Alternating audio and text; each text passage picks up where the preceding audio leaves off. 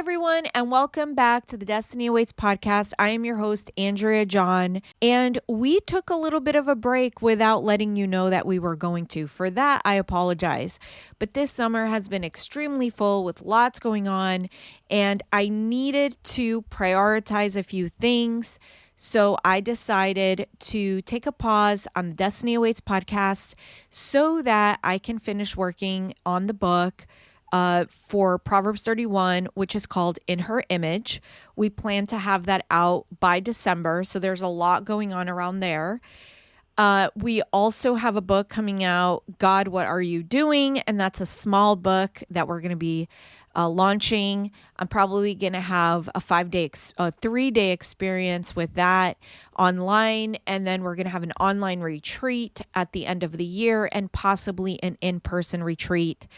This will be our fourth or fifth annual retreat.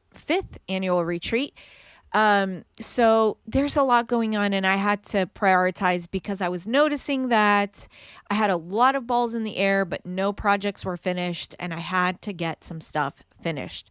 So that's what I've been focusing on.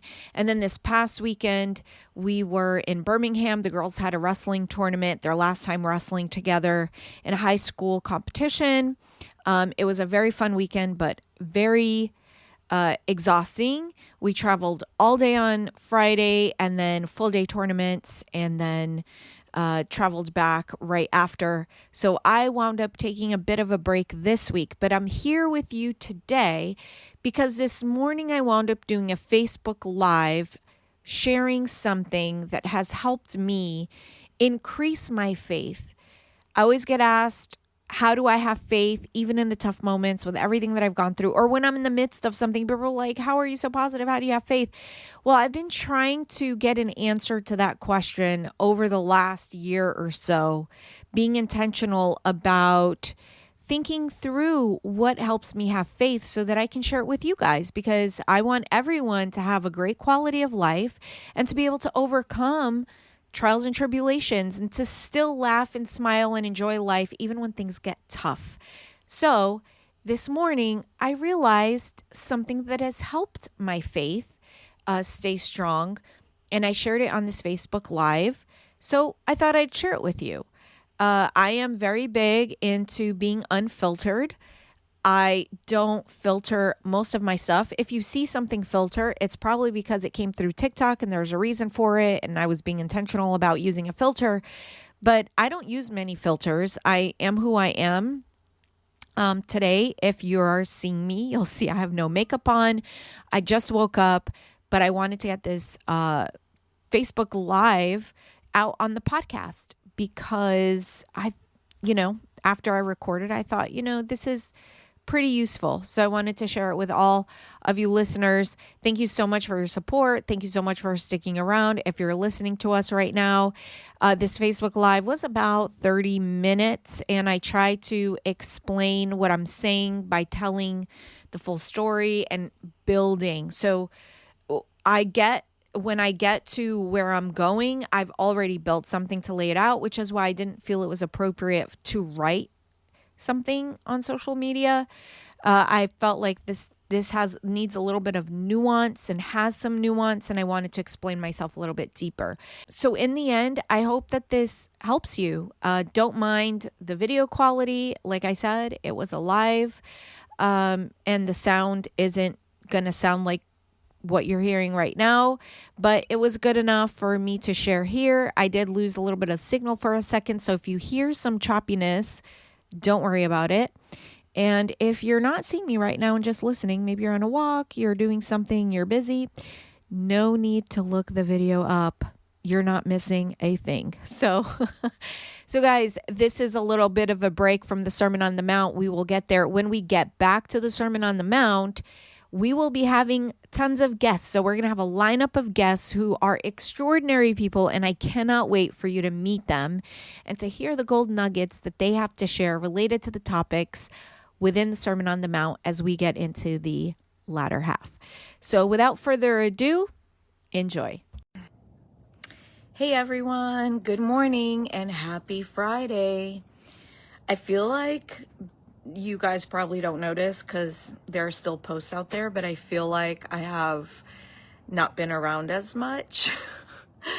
It was like super full for a few weeks, and then after we got back from Birmingham, I just was like mentally wasted, and I just absolutely needed a break. I was like, I need a break. So I only touched my personal computer once this week, and that was to work on my father-in-law's podcast. Other than that, I haven't done anything. So just kind of needed a little bit of a but I still try to post, because for those who like know how this stuff works, like social media, you need to stay active. You can't ever be inactive. It really affects things. So I've tried my best to like at least put something out there. And I do love to share about my family. So I have that, you know, when we were in Birmingham last weekend for the girls, I shared a little bit of a recap about that. It was a super fun weekend. First time in Alabama, so I got to check that one off the list of states I've been to. But it was exhausting because we left on Friday, drove all day. Then it was full day tournament Saturday, full day tournament Sunday, and we left right after, meaning we drove through the night and we got home at like 3:30 in the morning or something. Then we had friends passing through. They needed a place to stay, so they stayed. And yeah, and then stuff happened yesterday, and it's just like, oh my goodness. So whatever. Anyway, I have a lot of stuff that I need to do, but I haven't touched my personal computer. That's going to change this weekend because there's things that need to get done. But there is something that I was reading today. I'm part of a lot of groups, like theological type groups, and obviously Christian groups and things like that. I'm a thinker. I love to think, process things, ask questions. I'm part of groups that I don't agree with everything or a lot of what they say, but I'm a part of the group because I like to learn. I like to understand and know perspectives. I'm the type of person that listens to news that I don't agree with, because I believe that when you understand where someone else comes from, you can gain wisdom or understanding and learn and change and grow and stuff like that. So I'm that type of person. I don't feel the need to comment. Like some people go and they join groups like that and they just stir up trouble. I don't comment opposing. If anything, I'll ask a question or ask for clarification, or sometimes, you know, if I do agree with something, I'll share my perspective. But there was something that I did see this morning, and I thought, you know, it's something I've shared before. I haven't talked about in a while. And I did comment on this post, and I thought, you know, I worded it in a way where I thought, okay, this is a good one for me to kind of pop on and share, because I feel like it's not appropriate for a post. A post written can't capture nuance and stuff like that. So several years ago, I think it was either 2019 or 2020. I can't remember. I'd have to go back and check my journals. But I would, you know, I'm the type of person, I would always wake up early, you know, spend time with God, pray. It's just better for me. I'm a morning person. It's just the way I do things still today, to be honest. And I felt a whisper in my heart that said, I don't want to be your priority. I want to be your everything. And those are the words. I still remember it. Touched me very deeply, very simple, but the concept was there, very in your face, you know, like this is not about a priority thing. So while I would wake up in the morning, read the Bible, pray and all that stuff, those are all good things. Like if you have a spouse, you want to go on date nights, you have special times, it's just you and them and all that stuff, right? So that's not a bad thing. But a lot of times what happens when we get caught up in a religious world, or doing things for the sake of task, or crossing things off, doing it because you feel like you have to, obligation, you'll spend that time with God in the morning, which is a beautiful thing. But then God is not part of your day. It's kind of like, okay, that's my moment. That's my spiritual moment. And then you go off to work, or you're taking care of your kids, or you're going off to school, or whatever it is that you do. And it's almost a separation. There's a dichotomy there. You have your spiritual self, and then you have your, I'm going to use the term not spiritual self, only because I don't want to confuse terms. So what God was telling me was, I don't want you just to set the first part of your day for me. Let's use the word tithe, because that's something that a lot of people are familiar with. It's the first fruits, the first of everything. God doesn't just want that first part of you. He wants all of you. God doesn't want to just participate with you in the moments, or be with you in the moments when you can sit down and you can settle yourself and you can pray and read and worship. No, God wants to be there when you're driving, when you're at work, when you're taking a shower, when you're washing the dishes, when you're breastfeeding your child, when you're working out, when you're doing things around your house. God wants to be part of every single moment. He doesn't just want certain moments, like Sundays. In our culture, you go to church on Sunday. It's like where I live, Sundays, like between 9 and 12, great time to go shopping. So many people are off at church. You do not want to go eat at a restaurant, around noon, because everyone left church and is eating. And that's beautiful. That's a good thing. Like I'm big into take a day, and that's what the day's meant for. It's meant to have a day where you're focused on God and you're worshiping. And it's not just about Sabbath isn't just about physical rest. It's about worshiping God, having your focus on him, but also enjoying this life. If we look at Genesis and what, the day of rest, what that is, it's a beautiful thing. But God, in the new covenant after Jesus, God doesn't want, he never did actually. He doesn't just want your attention on Sunday. He doesn't just want to be with you on Sunday, and he doesn't want you to be with him only on Sunday. He wants to be with you and have a relationship with you every single day, every moment of the day, while you sleep and while you're awake, from the time your eyes open to the time they open the next day. And that simple thing completely changed a lot for me, because mentally, everything I did, I started seeing as worship to God and lordship.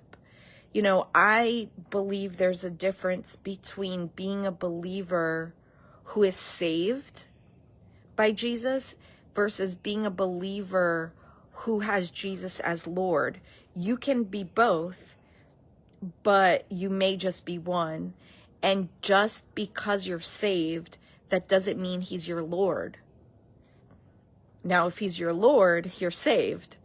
But, it's his lordship. It's being under his reign that makes a difference.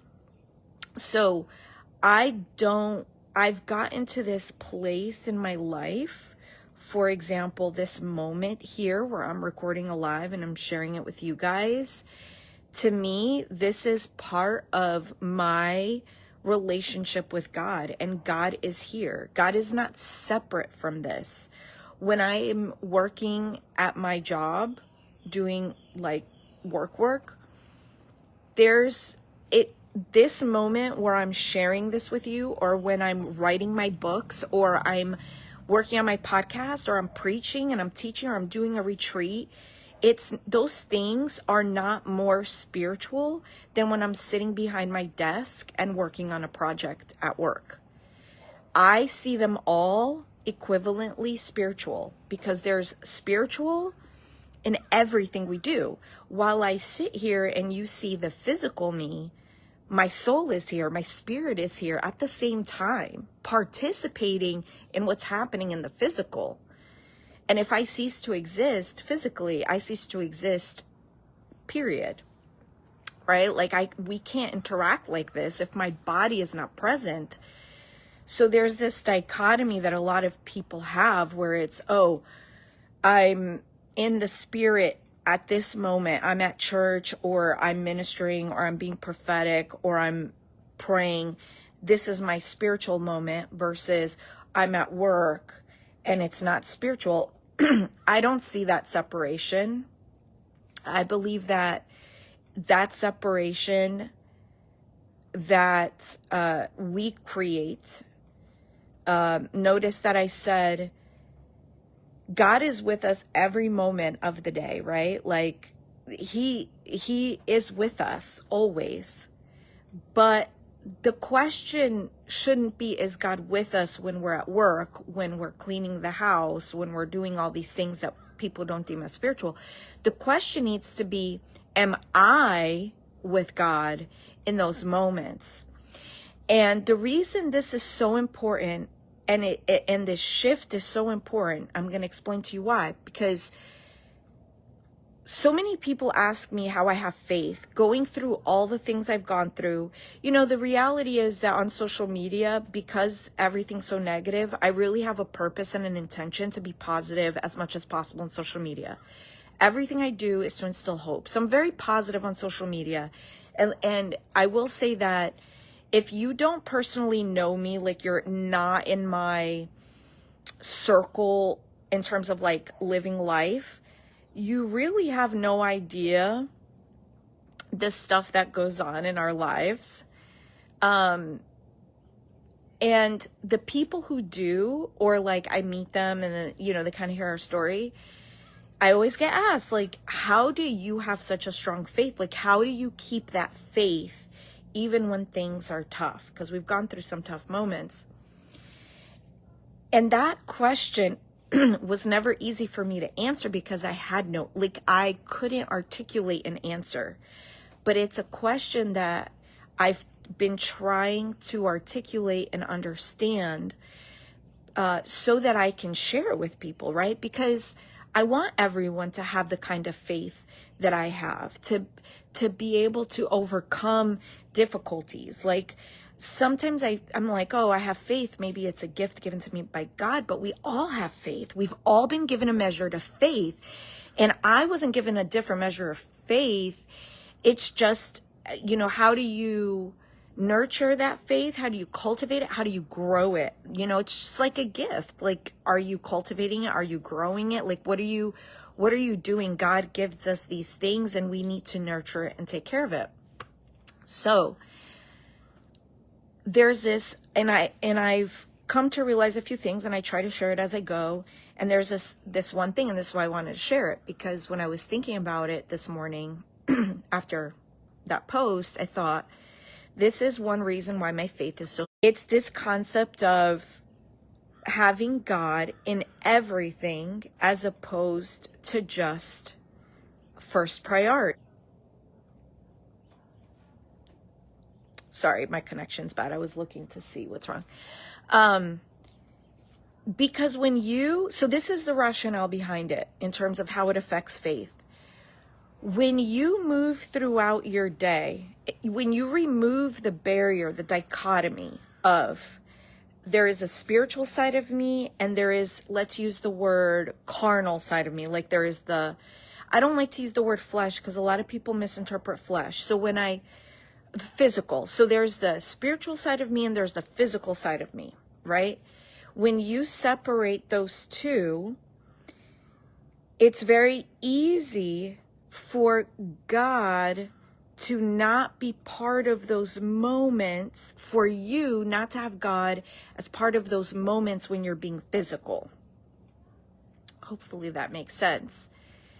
Because you're separating it. You're saying, okay, in this moment, you know, I'm doing these worldly things. I'm doing these physical things. This has nothing to do with God. God's not a part of this. He's not interested with it. So let's even think about working out, you know, being physically active.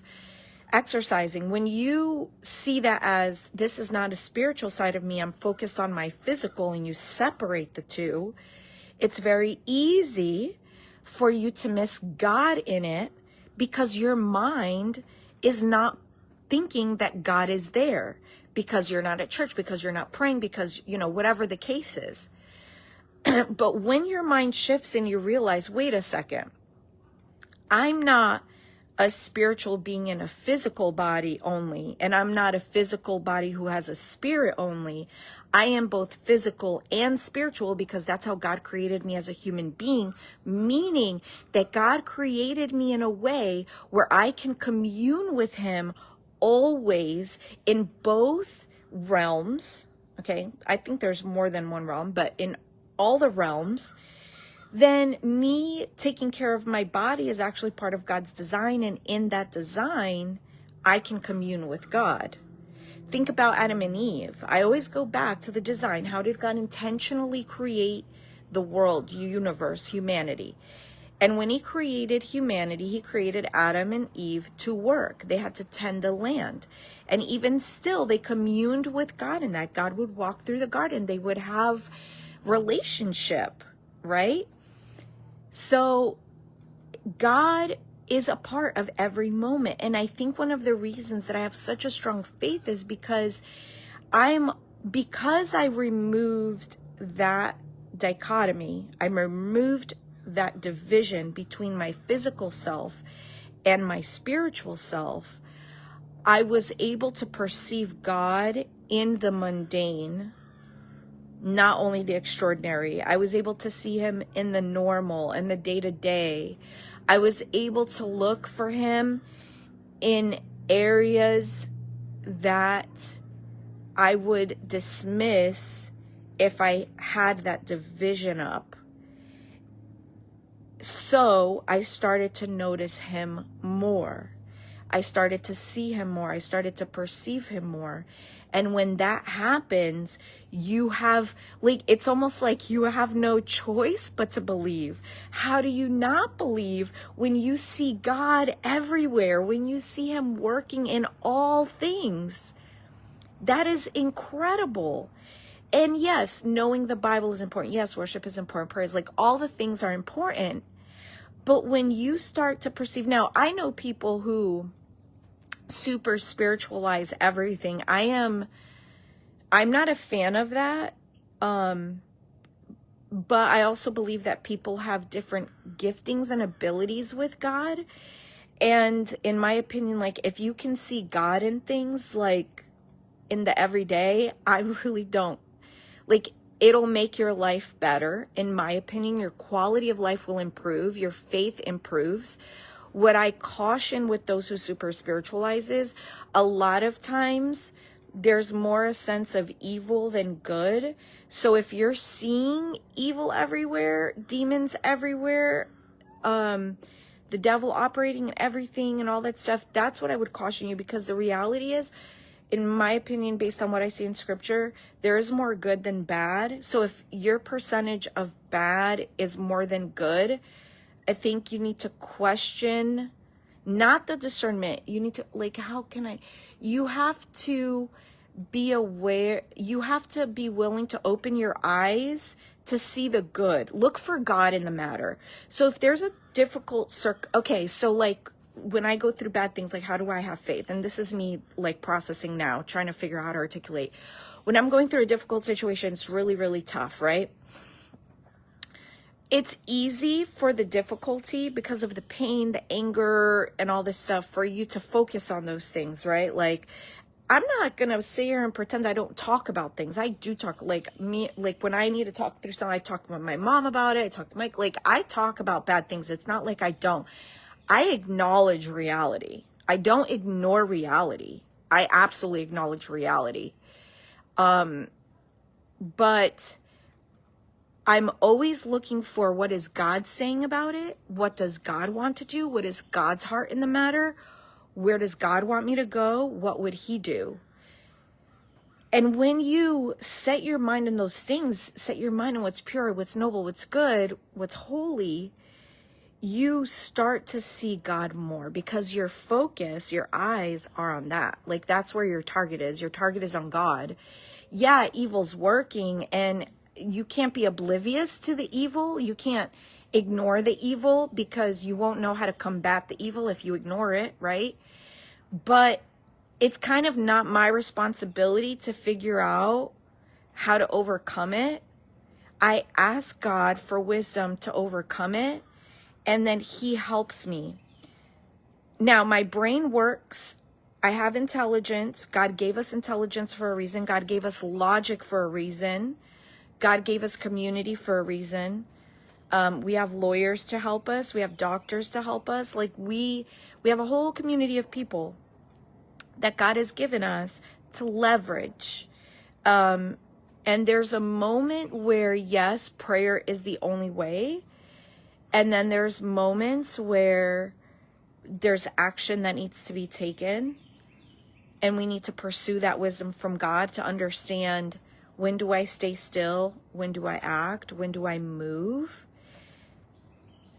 And even when something's not working in your favor, or you're being attacked, persecuted, whatever the case is, you're sick, you're scared, you're waiting for a miracle that hasn't been happening, and those things are difficult and they're hard. We need to renew our minds so that what we're thinking about, and I'm sorry that I'm looking away from the camera. It's just, it's me thinking. Like, I'm literally staring at a wall that my husband built because I'm thinking. It's just easier for me. So you renew your mind, and you need to train yourself to think on those things that are from above, and set your mind on, okay, this is what I know about God. God wants this, God wants that. Okay, God, help me to understand. Show me, where are you in all of this? And when you start to focus your mind on God more and bring him into every aspect of your life, not just those moments of prayer and Bible study and stuff, you'll start to naturally have more faith, because you're gonna see him everywhere. Like, I see God in all things. I'm not gonna say it's easy, but I'm gonna say, like, I have a very easy time doing it now, but it's been years. Like, I think God spoke that to me, and I'd have to go back and look, like 2019, maybe 2020, but I feel like it was before that. May have been when I was in the Creekview house, so that would have been 2019. And it changed my life, and it's become a lot easier. And I really think that's why I'm more like positive, even when I'm going through a hard time. I cry, I've gotten mad, I've gotten upset. It doesn't negate the feelings that come with trials and tribulations. But when you have true faith, a strong faith, and you're anchored in him, even with all those feelings, like, there's not that desperation, that hopelessness. Like, I've felt that hopelessness, that darkness. I've been there. I've felt that. It's miserable. I hate it. I don't want that for anybody. So even when you're in that dark moment, and actually, what was it? 2022, I had that feeling briefly, because something happened that was it was just so dark, and it, like, kind of blew my mind. And I spent a weekend in bed crying. Like, that's how bad it was. But I was able to get out of it really quickly.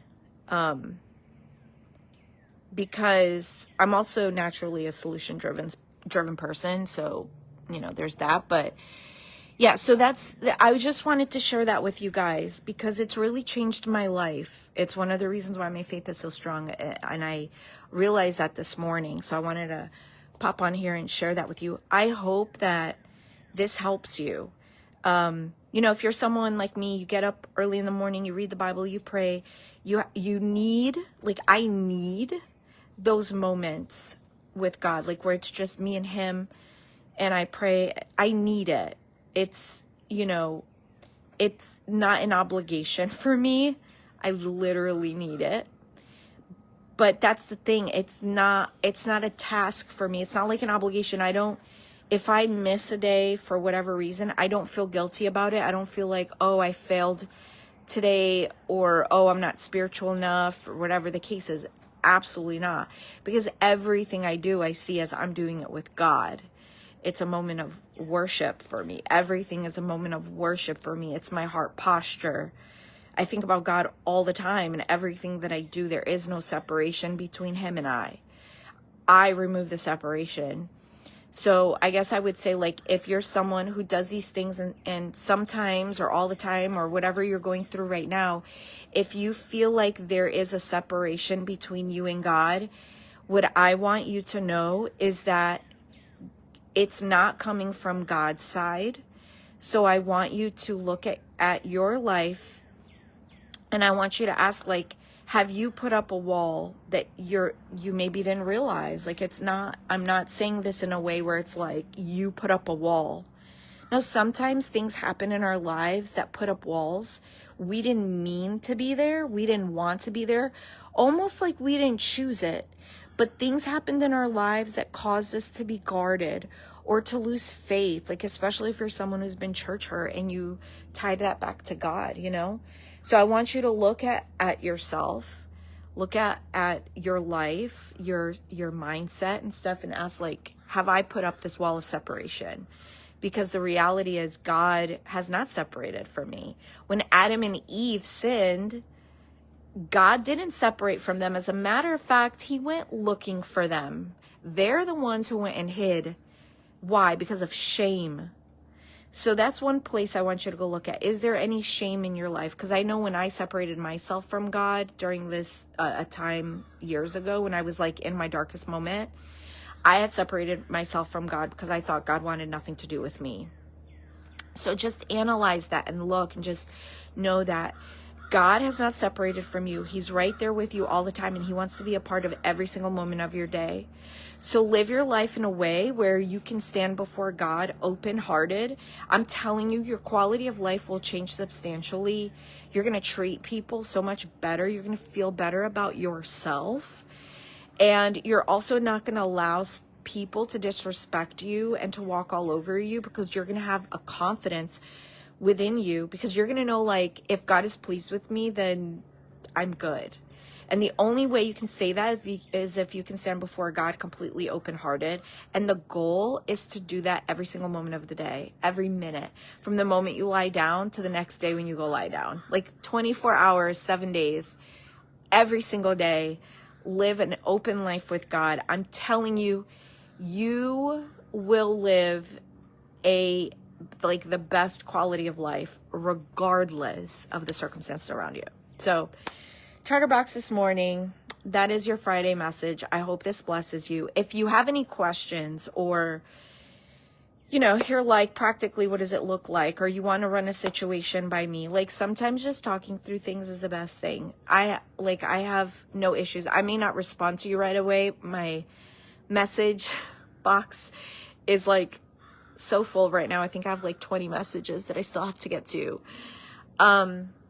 But if you need to, like, reach out to me, ask questions, comment below, whatever, my goal in life is to help you live a life of purpose and improve your quality of life so that you can love life. Because listen, I'm just going to leave it here. A lot of Christians talk about, like, oh, you need to hate your life. And there's that verse that people leverage.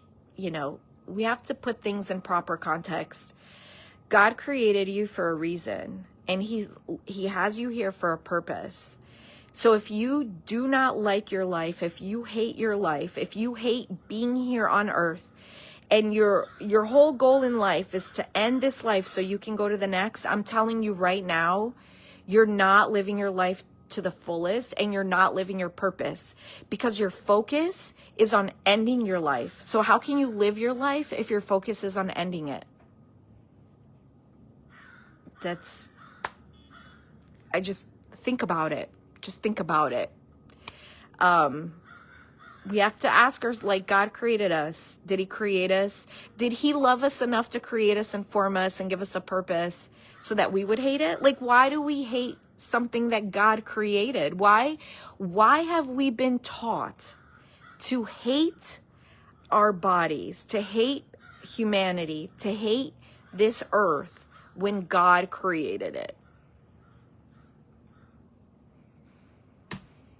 I don't get it. I mean, I do, because I believed that for a long time because I was taught it, but I had never thought through it. So now I'm posing questions to get you to think through it. Just think through it. I don't want to tell you what to believe. You can believe whatever it is that you want, but I'm here to cause you to ask the question, seek the answer, seek, and you will find. All right, guys, have a beautiful, beautiful weekend. Enjoy. And don't forget to take your moment with God.